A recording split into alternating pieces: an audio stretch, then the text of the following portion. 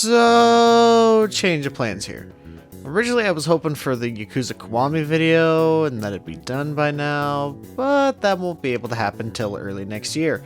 So, here's a backup plan. I figured I'd take some time to look back on the year and some of the media I consumed throughout it.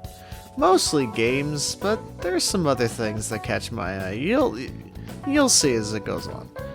Now, just a quick thing, there are a few games I did want to play this year, and trust me, I wanted to, I just never got the chance for some reason. I don't know, but I swear I will play them next year. Whether they were released in, well, the year 2021 when this is being recorded, or it's just something I missed out no matter what the year. But before we get to games, I just want to mention a couple things not quite related to it, but still some favorites of mine that I thought I'd mention. First, I want to say within the last couple months, I've really been enjoying One Piece, the manga, of course. Now, I know amidst the controversy, it wouldn't be wise to even mention that series by name, but as long as I show nothing, like I'm doing now, I should be fine. But back to things, I'm really liking the direction that Wano's heading finally as it's nearing the climax, about frickin' time. And, well, after not thinking it was too great before, I'm ready for how this will all go down. Next, in terms of anime and manga, I want to mention Tensura. Or for the non-weirdos, the one with the funny slime and the weird ogre goblin chicks. Yeah, you know the one. I did watch the first season of the anime, and to be honest, it's just okay. It has quite a few issues, but the manga, on the other hand, now that's a different beast entirely. I enjoyed it a lot more since the chapters are very, very long, but they give you enough time to fill you in on what it needs to tell, since the anime had to skim through a bunch of stuff due to time. And, well, to keep everything from being an exposition dump every 5 minutes, and that covers a whole episode. It's not great. If you haven't read it, I highly recommend it. And, well, for the sake of time, and to keep everything from just being, it's really good, yada yada, here's some other stuff I really wanted to point out. Those being Komi's anime adaptation, it's really fun.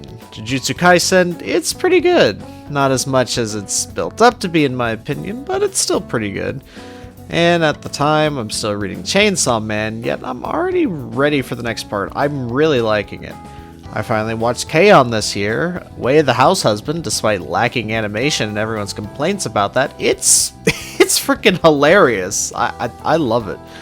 And I started Lupin III, which I'm only on part 2 and I've been lacking on watching it, but I swear I'll get back to it. There weren't too many movies this year that caught my eye, to be honest, but here's a little list of the ones I did love, or really liked for one reason or another, whether in theaters or it came out in other places or whatnot. First, Willys Wonderland. Yes, I did like this. It's fun! Who cares what it is? It's great. Nobody! I really enjoyed it. The Unholy, The Father, The Courier, Mugen Train, Finding You, which caught me off guard initially, The Dry, Mitchell's vs. the Machines, Bo Burnham's Inside. I did like the new Ghostbusters. Ghostbusters? What the hell? And Whiplash. Yes, this year did mark the first time I watched it, and it is great.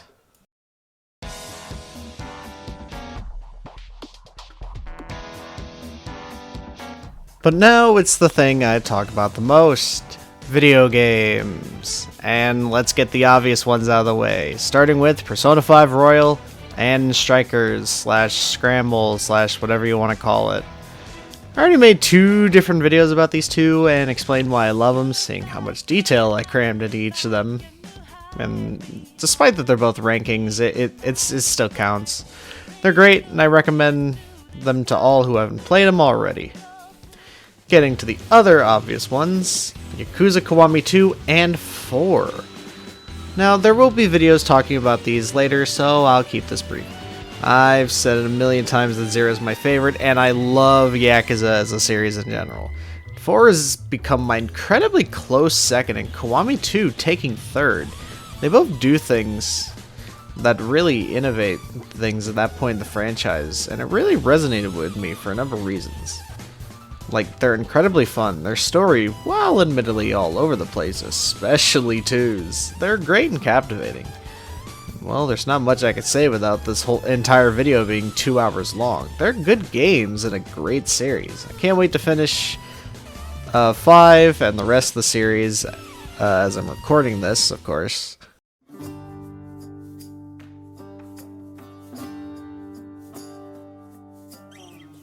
Next on the list is Hades. Yes, I did actually play this later than most did, and I honestly regret not doing it sooner.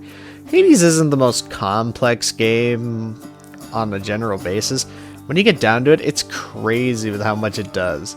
It's much like a gambling game without the depth. Highly addicting, easy to pick up, but hard to master and cheat the system. Not to mention, it just looks beautiful. It's not the most realistic game, but the art's so magical to me. Each character looks simple on the base, but there's so much detail in each outfit, facial designs, and really, outside the art, their dialogue's great. It can be threatening from Hades himself, ominous from Nyx, boisterous and egotistical with Poseidon and Dionysus, and even good old little shit Hypnos. He's an asshole and I love him for it, that little bastard. The music's also pretty great, having a nice feel to how it sounds in battle. Makes you want to keep going instead of a generic Greek affair like you'd expect or most adventure type situations, and I appreciate that. I was always eager to play it, so it was a whale of a time playing for a bit. I need to get back to it someday, which, yeah, I don't know when that is.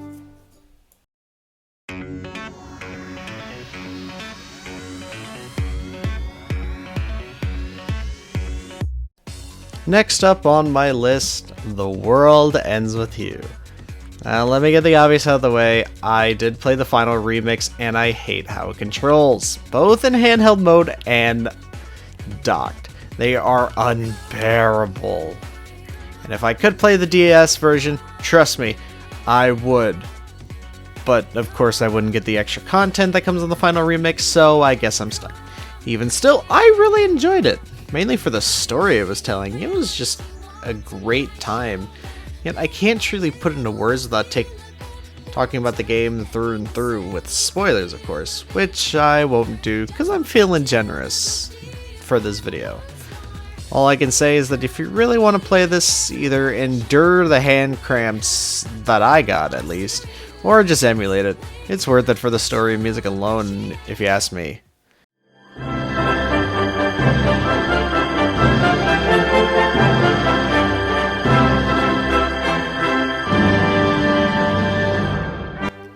And then next we got Dragon Quest XI-S, specifically S. I'm going to keep this one brief because I do want to make a video talking about it in the future, but as a first time Dragon Quest experience, I was actually sort of mixed. More pleasant or else I wouldn't be here, da-doy. But it had some bumps. Mostly stuff I found issues, in the general story and how it plays out, some gameplay things, especially some difficulty spikes, but if you're looking for a massive amount of adventure, great characters, and a pretty decently put together story, classic RPG gameplay, and some really nice tunes, I can't recommend this game enough. The S version I specifically recommend since, well, it's basically the final mix, I guess, for you Kingdom Hearts fans. Trust me, it's worth buying when it's on sale. It's been going on sale quite a bit just throughout this month alone. Just buy it.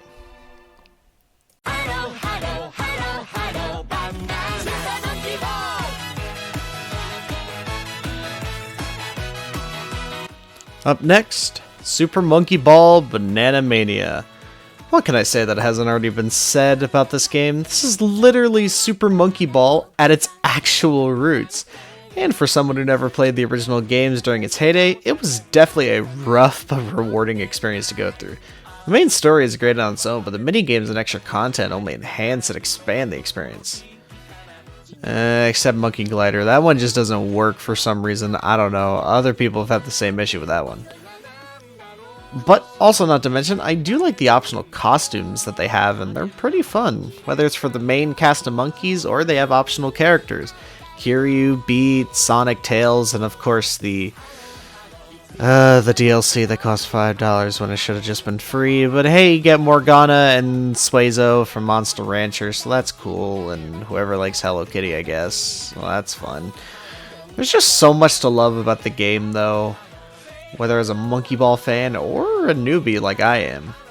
But I hope it does well and we can get more quality games like this instead of another mostly minigame compilation like Banana Blitz. Please.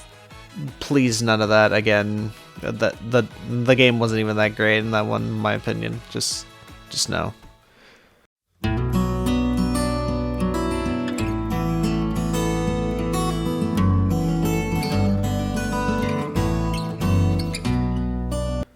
Next is a bit of a surprise, Alan Wake.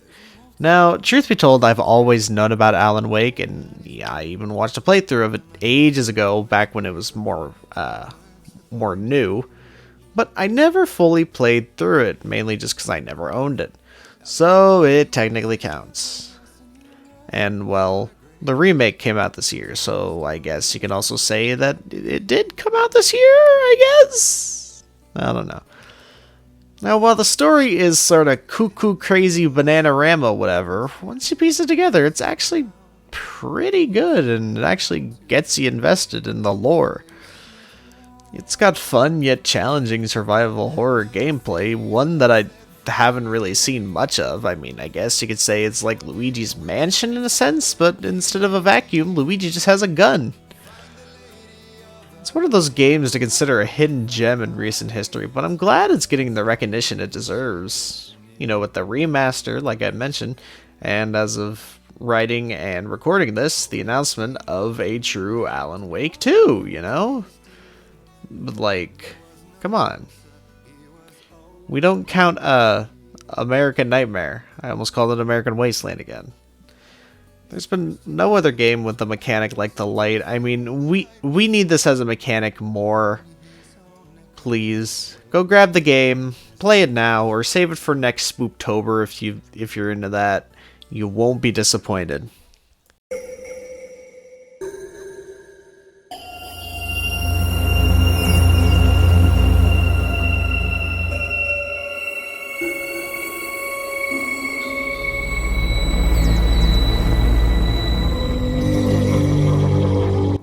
Next up, Metroid Dread. Oh boy, Metroid Burn My Dread. This is a game I absolutely adore. It is my game of the year, no questions asked. It combines two of my favorite Metroid games, Fusion and Super, for anyone who wants to know, into this wonderful new experience that the series really needed to get its feet off the ground again. And it's really a good way to introduce the Metroid series again before Prime 4, whenever that gets released. There's so many cool tricks and stuff with the bosses, even though some of them can be or seem unbalanced, either from you or from their mechanics. They're a nice test of your skills at that point in the game. Got some neat puzzles ranging from the very simplistic to some of the most frustrating but rewarding things ever. If you watch my streams, you know what I'm talking about. The atmosphere alone being a major point up for me whenever the main baddies show up. They give me some massive SAX vibes, which I think is what they were going for. People will hark on about Nintendo as a business or the quality of the games not being up to snuff, the AAA, yada yada yada, but I say fuck them. Because they're wrong. Yeah, kinda. But I can say, without a doubt, Dread is definitely worth the $60 price tag. My recommendation for my game of the year. So buy it. Buy it. Play it. Please.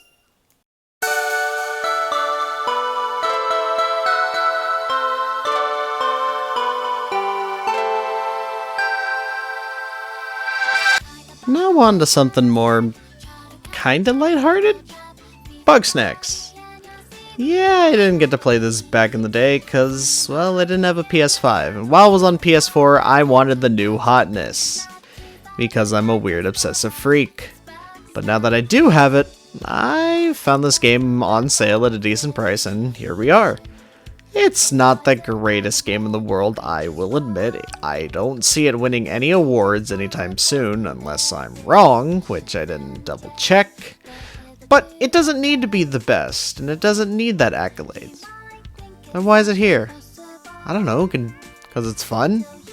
Can't games be fun anymore? I don't know. It's charming whether in the dialogue or even the creature designs. I love the Bunger. Bunger is amazing. Please stand Bunger, please. It's very addictive at times and, well, repetitive at other points. All the side quests and even a lot of the main quests follow the same idea. Get snack or do X tasks and then complete. But it does shake things up with the hunting, having a variety of ways to catch all 100 different snacks, and even a couple boss fights. The story is interesting too, starting off very simple, as a go and investigate this place for your work or whatever, and then it takes some very interesting and often dark turns. And even goes with the character development. I didn't expect some of these things to even be said for a game that looks to be appealing for children. I'm not saying too much. Honestly, sometimes a game can just be fun without having to innovate the gaming world, and Bugsnax does it pretty well. If you see it on sale, then I'd say it's worth giving a try at least. If I wasn't able to already convince you enough, this game's main cast is basically Ryuji, Morgana, Teddy, Sonic, and, well, it's got Yuri Lowenthal. He's in everything. There's no way for me to tell you which character he is. Ben 10? Sasuke? Whatever works.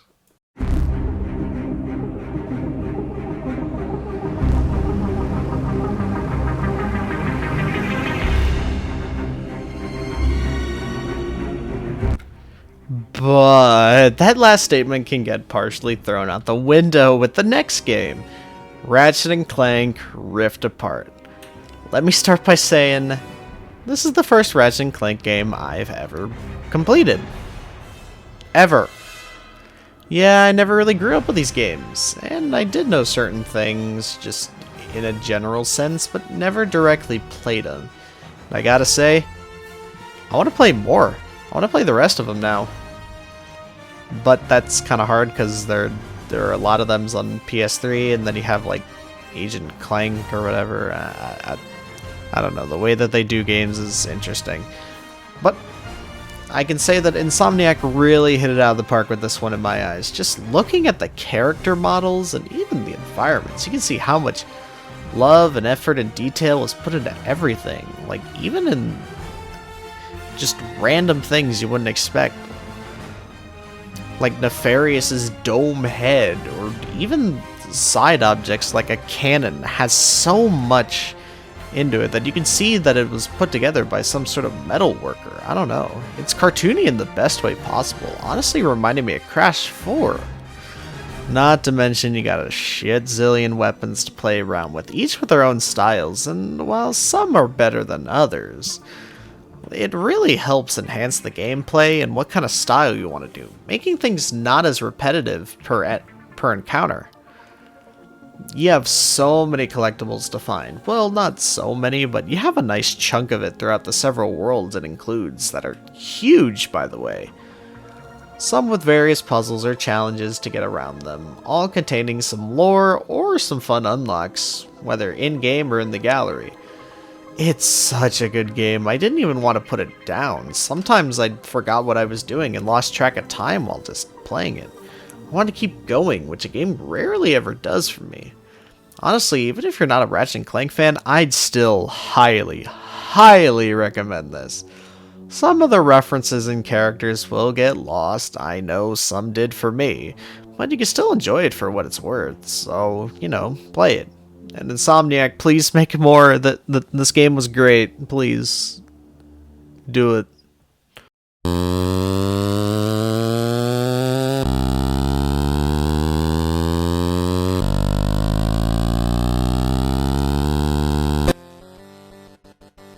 Last stop, Guardians of the Galaxy. Damn! Damn, I could definitely see why this won Best Narrative. Okay. Just the way it tells its story, being a semi-origin while skipping all the filler and getting the gang together and, well, some mini adventures. It's great. Everything as minuscule as it seems does impact the story, and really, that's great for once, because most games just take a side detour with its story and it really just seems like padding, but everything actually does affect it. It's for the better. From level 1, or I guess chapter 1, I was in love with the team's chemistry, and really it only gets better as the story goes on.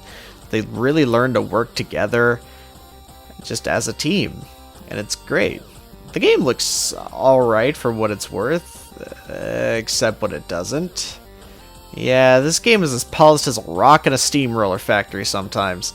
There were moments when characters and objects clipped through one another. There was a bit I experienced with Gamora in a conversation from earlier in the ship, and then a different conversation was going on. You could still hear in the background while Gamora was standing right in front of me. It wasn't great. And while I do praise the chemistry and writing of the game, there is a few issues with that. One, the characters say so much, and then as you're trying to progress, it gets cut off by a different dialogue trigger that, like, come on. I want to listen to everything. So basically, you're required to just stand still, and if you want to hear everything, you just sit there and wait till they're done, but they just keep going sometimes. Not only that, but if I want to explore, I don't want the game to make fun of me for exploring. Yeah, the game does reward you with exploration, all kinds of goodies for upgrades, and even a costume or two. And, well, there were some issues, like, well, I'll show it on screen just so I can show you.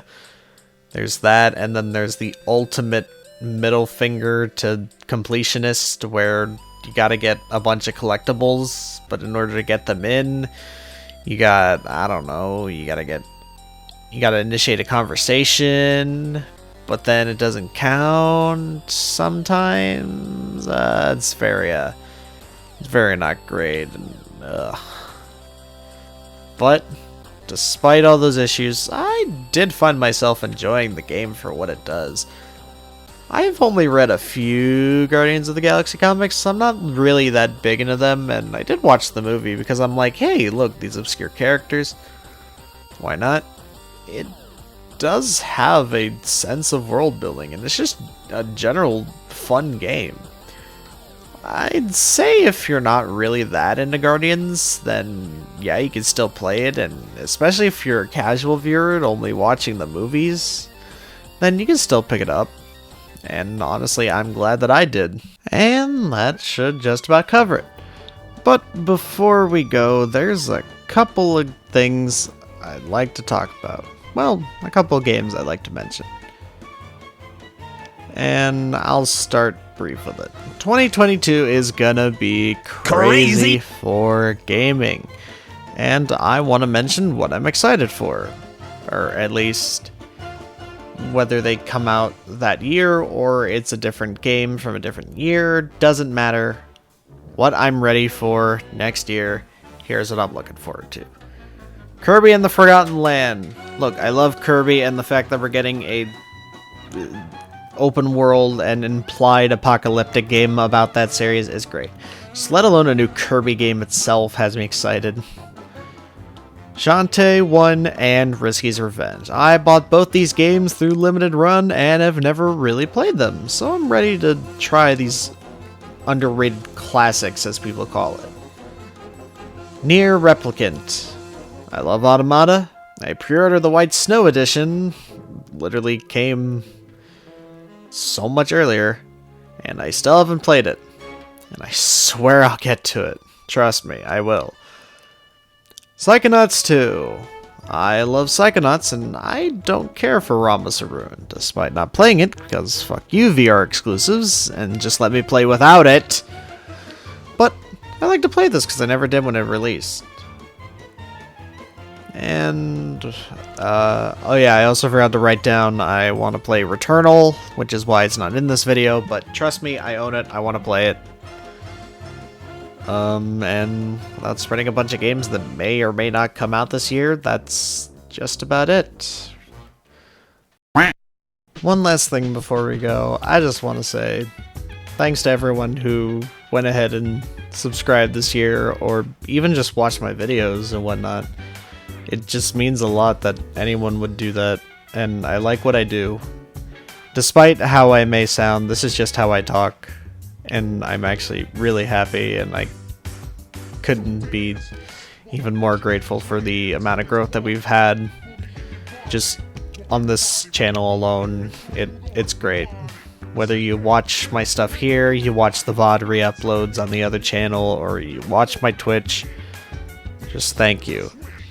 I was gonna say stuff that I'm ready for in the coming year. The only thing I really have truly planned that I want to do starting next year is the idea of a solo podcast with the occasional guest, of course, just with me.